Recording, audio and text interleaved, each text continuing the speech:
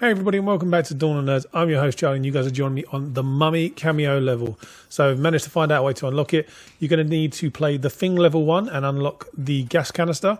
You're also going to have to play Umbrella Academy level 1 and unlock the gramophone. They're the two ones, the prerequisites that you need to be able to use to unlock the Mummy Cameo level. Now the actual Mummy Cameo level itself is on the He-Man level 3, which is the snake mounting outing. It's a bit of a mouthful, but to get to this one you can use a couple of different methods. You can use the Scott Pilgrim method where you use the guitar to obviously shoot your way across the lava, which is one way of doing it, or play as number 5 from Umbrella Academy if you haven't already unlocked the Scott Pilgrim level. So you guys can see here, you can see the cameo level just across the lava. To get to it, you need to go through the gates. So you'll see me go over to them in a minute. You go through the gates, you shoot the 2 gems. Once the gems open, you make your way through.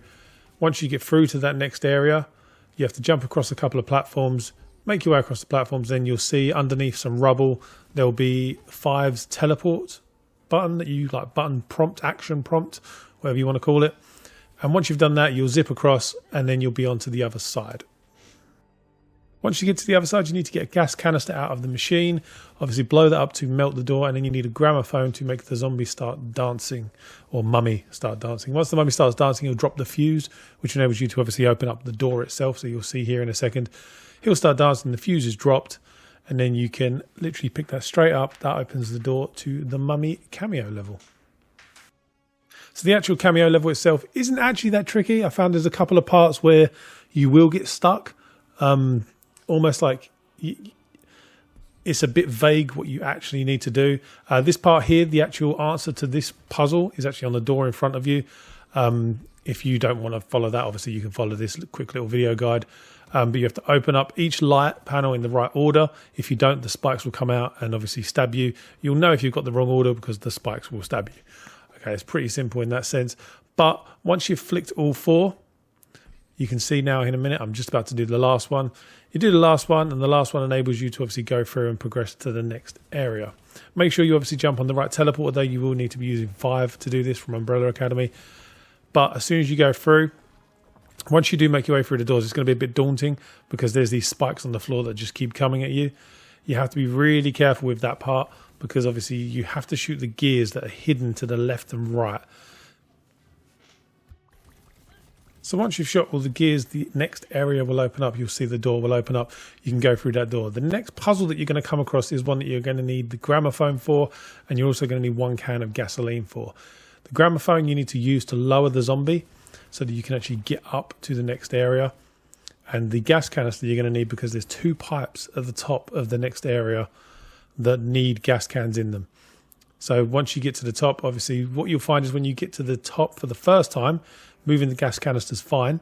But when you bring the second gas canister up, you'll need to move the gramophone away, put the gas canister in, and then obviously bring the gramophone back to bring the actual like prison cell back down again, and then zip back up there as 5. Another way you can do it is you can use the trampoline to obviously bounce across, which is another very, very simple way. If you want to do it quickly and you don't want to faff around with the whole trampoline, the gramophone, it's just a simpler way of doing it. So there are 2 different options that you've got here. You can use the gramophone method or you can use the trampoline method. Either one works.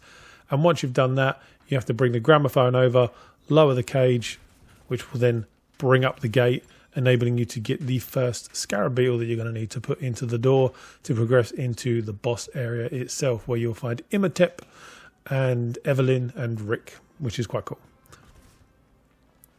The next puzzle area you're going to come across, you'll need to use Alison because she has to do, I heard a rumour that you let me in, her little special ability that she's got. You can swap back to any character after this point, but you will need He-Man in the next part of the level. As you progress through, there's going to be a big door, and with that big door, He-Man needs to be able to smash it so you can see the solution to the puzzle. So once He-Man smashed it, you're going to have to gather 3 gas canisters, and they're going to have to be at different heights based on the pictures on the door. So you can see there now, there's pictures on the door. There's also a Chucky level in here, which is quite cool. It's one of the 7 levels that you need to find to be able to unlock Chucky. But once you've put all the fans at the correct level, the second Scarab will be opened up, and you'll be able to go into there and pick up the second Scarab and take it back to the boss area door, which is a pretty simple one. This one took me a while because I was trying to figure out what way around they wanted the fans to be facing. But if you think the two middle fans are the closest ones to the door, the two furthest away on the left and right are the ones furthest away from the actual door. So the next part you guys are going to come up to is the actual boss fight with Imhotep. So for this boss fight, it's not actually that tricky, but the game gives you no hints at all about what you're actually meant to do. So you can end up running around the map like a headless chicken, not having any idea how to actually progress the boss fight. One thing this game lacks is a few hints here and there. But to give you guys the hints, at the start of the level, obviously, Imhotep will be shooting flies out of his mouth and getting on your nerves to no end. All you have to do is actually go up and melee hit him. Don't shoot him, you have to use a melee attack. Once you use a melee attack, he'll disappear and summon a load of tornadoes, but he'll also summon his guardian warriors that need to be shot first to be stunned and then melee attacked afterwards. Once this is done, it's just rinse and repeat and just keep the same process up until literally Imhotep will just cut and it will go to the last final cutscene of the level. In which case you'll see Rick holding up the cat and then Evelyn's reading from the Book of Amon-Ra and the jackals come in and take him into the pool. Exactly like the film, basically.